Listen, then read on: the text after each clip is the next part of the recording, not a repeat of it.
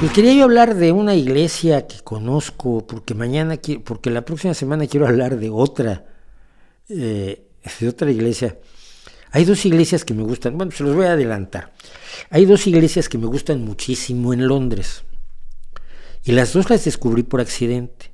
De hecho, una de ellas, tengo amigos que viven en Londres, que cuando cenábamos después les decía, había una iglesia normanda del siglo XII, preciosa, y tiene esto y tiene aquello. Me miró y dices, ¿dónde es? Tal lado. No puede, pero ¿por qué no la conozco? Pues no sé, tú vives en Londres, yo vine 15 días. Pero el hecho real es que me encontré dos iglesias que me gustan muchísimo. Y hice un hilo de Twitter sobre una de ellas, y hoy voy a hacer otro hilo de Twitter sobre la otra. Una fue construida en el siglo XI por un bufón de la corte, y la otra fue construida por los caballeros templarios. Entonces son interesantes. Pero sí quiero adelantar algo con lo que termino los dos hilos. ¿Cómo que te metes a iglesias? Pero si no eres ateo, ya. Soy ateo, pero no tonto. A ver, ¿tú has oído hablar del Quijote? ¿Te gusta leer el Quijote? ¿Sí?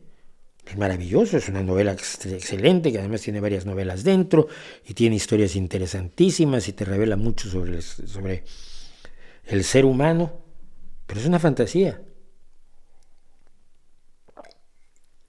Claro que es una fantasía. ¿Y te gusta Blade Runner? Blade Runner es otra fantasía. Y, no sé, Romeo y Julieta o cualquier novela que tú me digas. ¿Te gusta leer a Stephen King? Tus cosas de terror maravillosas. Pero es fantasía. Las obras de arte se crean sobre fantasías, o son fantasías sobre la realidad. Si tú ves la pintura de Monet, o ves la pintura de Rafael, o ves la pintura de Leonardo da Vinci, pues están basadas en la realidad, pero es una fantasía sobre la realidad.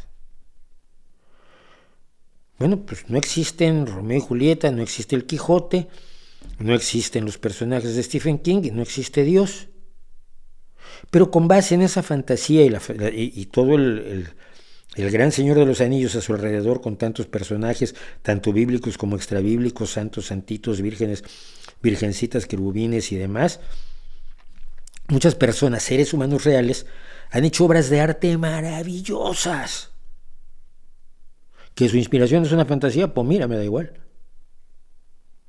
Lo que yo admiro es la obra humana. Bach hacía cantatas religiosas. Luteranas eran, ¿no? ¿Era luterano? Creo que sí. Pero son falsas. Son falsos. Es falso el Dios al que le cantaba. Ya, pero las cantatas son reales.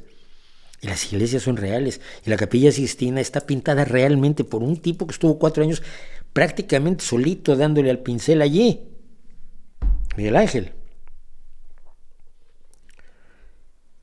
Y todo el arte religioso ha sido hecho por seres humanos que, movidos por esa fantasía, han creado obras maravillosas que nos hablan más del artista que de la fantasía, que nos hablan más de lo humano que de lo divino.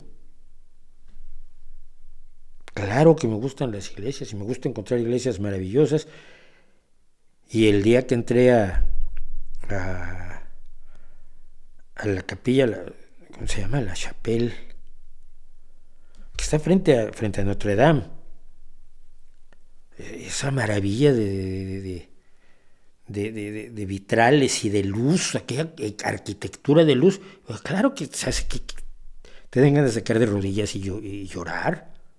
No por la experiencia religiosa, por la experiencia humana que implica eso. Como puedes apreciar el arte islámico, y puedes disfrutar enormemente un paseo por todas las construcciones que hay en Granada de la cultura islámica. Puedes recorrer el arte budista, puedes recorrer el arte hindú, puedes admirarte de los templos de los aztecas sin tener que creer en Huitzilopochtli. Ese es el punto del arte, ese es el punto del arte, por lo que yo sigo metiéndome a iglesias y divirtiéndome muchísimo y admirando muchísimo la obra humana que representan.